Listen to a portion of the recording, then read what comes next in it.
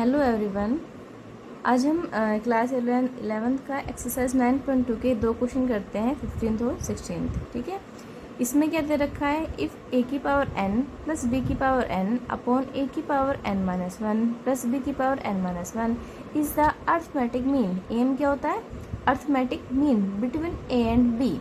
ए और बी के बीच का जो अर्थमेटिक मीन है वो हमारा इतना दे रखा है। ठीक है, क्या करना है हमें, then find the value of n। हमें जो इसमें पावर है n, ये जो पावर है n, हमें इस n की वैल्यू फाइंड करनी है। तो सबसे पहले हमें ये पता होना चाहिए कि अर्थमेटिक मीन होता क्या है। अगर दो नंबर हमारे पास a और b हैं तो उनके जो बीच का अर्थमेटिक मीन है वो होता क्या है। तो अगर a और b है, उनके बीच का अर्थमेटिक मीन होता है उन दोनों को सम करना और डिवाइड करना 2 से। तो a प्लस बी अपॉन 2 ये होता है हमारा arithmetic mean between a and b। Okay, तो हमारा अर्थमेटिक मीन क्या दे रखा है, ये दे रखा है। फॉर्मूला क्या होता है हमारा कि दोनों नंबर्स को ऐड करो, 2 पर डिवाइड करो, ये हमारा अर्थमेटिक मीन हो जाता है। तो ये भी अर्थमेटिक मीन, वो भी, तो दोनों क्या हो जाएंगे हमारे पास इक्वल। तो ए की पावर n प्लस बी की पावर n, ए की power n minus one plus B की power n minus one. Okay, and अब हम करेंगे क्रॉस मल्टीप्लाई। 2 की मल्टीप्लाई इसमें करेंगे तो कितना आएगा, 2 इंटू ए की power n plus 2 into b की पावर n इक्वल, पहले करेंगे हम a की मल्टीप्लाई इस पूरे में। a की मल्टीप्लाई जिसमें करेंगे तो कितना आएगा, a इंटू ए की power n minus one plus a की फिर इसमें करेंगे तो a इंटू बी की power n minus one plus b की इसमें करेंगे b इंटू ए की power n minus one plus b की इसमें करेंगे तो b इंटू बी की पावर n माइनस वन। ठीक है, 2 ए की पावर n प्लस 2 बी की पावर n, ए की पावर, इसकी पावर कुछ नहीं तो 1 मानते हैं। हमारे पास बेस सेम है, ये भी ए की पावर है, ये भी ए की पावर है, बेस सेम है तो पावर क्या हो जाती है, ऐड हो जाती है। अब इसमें पावर क्या है 1 और ये पावर क्या है n माइनस वन। जब 1 में हम n माइनस वन ऐड करेंगे तो 1 से 1 कैंसिल, कितना आ जाएगा हमारे पास n। तो ए की पावर कितनी बचेगी यहाँ पे n प्लस ए बी की power n minus one plus B A की पावर n माइनस वन और प्लस ये पावर क्या है 1। यहाँ भी बेस क्या दोनों का सेम, बेस सेम है तो पावर क्या हो जाएंगी ऐड। अब इसी तरह से ये भी 1 है और ये n माइनस वन है, कैंसिल हो जाएगा, n ही बचेगा। तो b की पावर कितना बचा हमारे पास n। ठीक है, अब इन सबको माइनस में इधर लेके आते हैं तो 2 a की पावर n प्लस 2 b की पावर n माइनस a की power n minus a b की power n minus one minus b a की पावर n माइनस वन और माइनस b की पावर n इक्वल 0। 2 a की power n minus a की power n कितना बचेगा हमारे पास, a की पावर n, 2b की पावर n और यहाँ b की पावर n, 1 प्लस 1 माइनस, तो यहाँ पे कितना बचेगा b की पावर n। तो अब यहाँ पे कितना है, ये a b की power n minus one minus b a की power n minus one equal 0। ठीक है, अब a की पावर n और इसको हम पास पास लेके आते हैं, a b की power n minus one plus ये क्या है b की power n minus b a की power n minus one equal 0। तो a की पावर n फिर से लिख लेती हूँ इसे एक बार, a की पावर n माइनस इसमें से और इसमें से कॉमन लेना पड़ेगा, b a की power n minus one minus a b की power n minus one plus b की पावर n इक्वल 0। ये हमेशा इस वाले क्वेश्चन में हम कई बार कॉमन लेने में गड़बड़ी कर जाते हैं, तो हमें ये ध्यान रखना है जहाँ a की पावर है, यहाँ a की पावर n है, इसमें a की पावर n माइनस वन है, तो हमें इन दोनों को साथ लेना है। ठीक है, और यहाँ b की पावर n है, यहाँ b की पावर n माइनस वन है, तो इन दोनों को साथ लेना है। अब इनमें से कॉमन करो, क्या कॉमन होगा, a की पावर n माइनस वन, तो यहाँ पे कितना बचेगा, n पावर में से n माइनस वन पावर बाहर निकल गई तो सिर्फ एक पावर बची।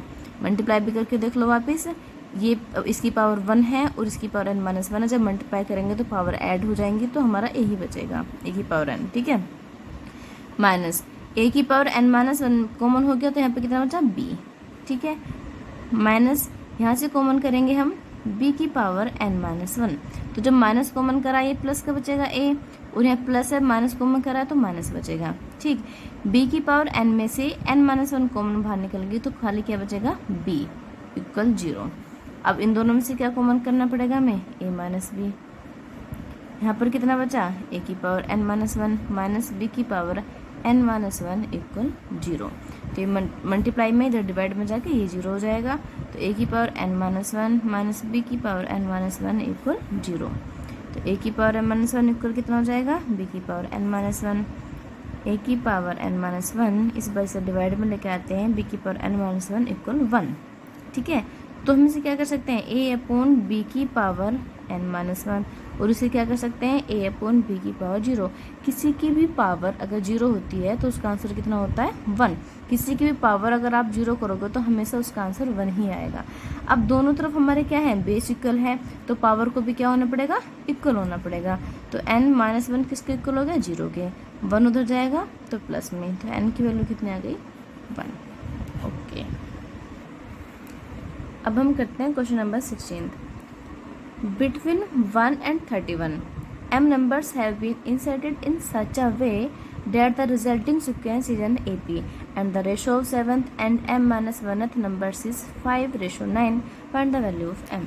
तो हमारा इसमें दे रखा है कि 1 और 13 के बीच हमारे m नंबर्स रखे गए हैं, और वो m नंबर्स ऐसे रखे गए हैं जैसे 1 और 31 के बीच m नंबर रखे गए हैं, A1, A2, A3, A4 ऐसे करते करते AM तक।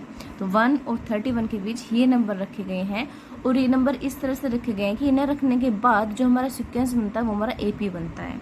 ठीक है, AP अब आप जानते ही हो कि डिफरेंस सेम होता है। तो अब आप देख रहे हो इसमें m नंबर्स तो हमारे पास ये हो गए, ठीक है, और एक ये हो गया तो कितना हो गया m+1, और एक ये हो गया तो कितने हो गए m+2। तो हमारे n की वैल्यू मतलब टोटल नंबर्स कितने हो गए, m+2। भाई दो तो ये वाले, एक 31, एक 1 और m ये, तो कितने हो गए m+2। तो n की वैल्यू आ गई हमारे पास m+2। और इसमें दे रखा है कि जो 7th नंबर है, मतलब जो हमारे पास m नंबर्स ऐड किए गए हैं 1 और 31 के बीच, उसमें जो 7th नंबर है और m-1th जो नंबर है उनका जो रेशो है वो 5/9 है। ठीक है, और हमसे क्या फाइंड करा रहा है कि टू फाइंड m इक्वल, मतलब m की वैल्यू क्या है हमें वो फाइंड करनी है। ठीक है, तो सबसे पहले हमें पता होता है A1 हमारे पास है 1, A1, A2 और AM, 31।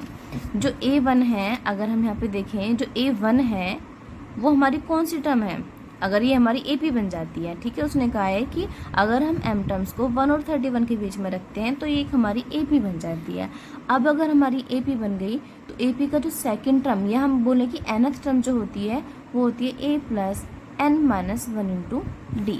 ठीक है, और जो A1 है, भाई फर्स्ट टर्म तो AP की ये हो गई हमारे पास, सेकंड टर्म क्या होगी A1, तो इसका मतलब A1 जो है ना वो हमारी सेकंड टर्म है, मतलब T2 है, सेकंड टर्म है। तो सेकंड टर्म कैसे निकलती है हमारी, A+n-1, n कितना, सेकंड टर्म निकाल रहे हैं तो 2 - 1 D। कहने का मतलब कि A+D, जो A1 आएगा हमारा वो आएगा A+D। ठीक है, ऐसे अगर हम A2 निकालेंगे, A2 कौन सी टर्म है हमारी, third term, first second third, तो थर्ड टर्म कैसे निकलेगी, A+3 निकाल रहे हैं तो 3 - 1 D। तो A+ कितना हो गया हमारे पास 2D, तो A2 हमारे पास हो गया A+2D।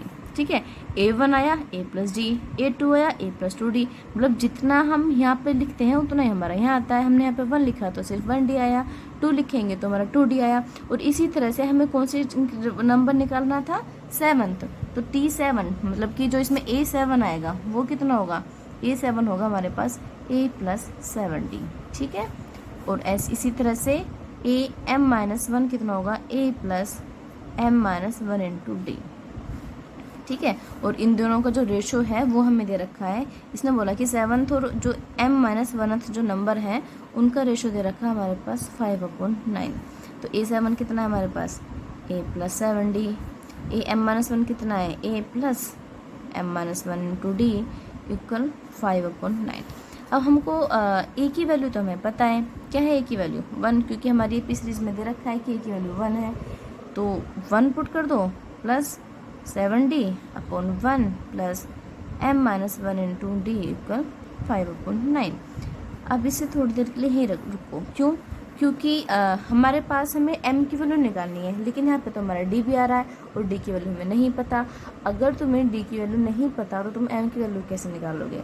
तो सबसे पहले इस इक्वेशन को कोई नाम दे दो। सबसे पहले अब हमें d की वैल्यू निकालनी है। ठीक है, तो d की वैल्यू कैसे निकालेंगे, हमारी क्या दे रखी है, ये AP सीरीज है, AP सीरीज की हमें लास्ट टर्म पता है कितनी है 31, तो इसे लेके आओ। और ये लास्ट टर्म है, मतलब m+1 यहाँ तक नंबर्स हो रहे हैं हमारे पास, ये कौन सी है m+2। तो टी एम प्लस टू कितना होगा, A plus M plus two minus one into D, और एम प्लस टू टर्म है क्या 31, ठीक है। फर्स्ट टर्म ए क्या है 1 प्लस 2 माइनस 1 1 इंटू डी, ठीक है। ये इधर आ जाएगा तो कितना होगा 30, तो ये कितना हो गया 30 equal m plus 1 into d, तो डी की वैल्यू कितनी हो जाएगी हमारे पास 30 अपॉन एम प्लस 1, ठीक। अब हमारे पास डी की वैल्यू निकल गई। अब फिर से हम इक्वेशन नंबर फर्स्ट पर आते हैं। फ्रॉम फर्स्ट क्या इक्वेशन थी हमारी 1 plus 7d upon 1 plus m minus 1 into d equal 5 upon 9। तो अब हम डी की वैल्यू पुट कर देते हैं इसमें। 1 प्लस 7 इंटू डी कितना आया है 30 upon m plus 1 upon 1 plus m minus 1 into d कितना आया है 30 upon m plus 1 equal 5 upon 9। अब हमारे जो इक्वेशन है, ये पूरी इक्वेशन में सिर्फ एक ही अननोन नंबर है, वो है m, और जिसकी वैल्यू हमें निकालनी है। तो कैसे करेंगे, एलसीएम ले लेंगे m प्लस 1, तो यहाँ पे कितनी बार जाएगा 1 है, तो यहाँ पे m प्लस 1 आ गया, प्लस ये 1 बार जाएगा तो आ गया 7 3 21 अपॉन। अब यहाँ से फिर से हम एलसीएम ले लेते हैं m प्लस 1, यहाँ पे m प्लस 1 आ जाएगा, और यहाँ से एक बार गया 30 के अंदर मल्टीप्लाई करो तो कितना आ गया 30m माइनस 30 इक्वल 5 अपॉन 9। अब तुम्हें पता है हमारा मेन डिवाइड ये है, अगर हम इसको मल्टीप्लाई में चेंज करेंगे तो ये हमारा उल्टा हो जाता है।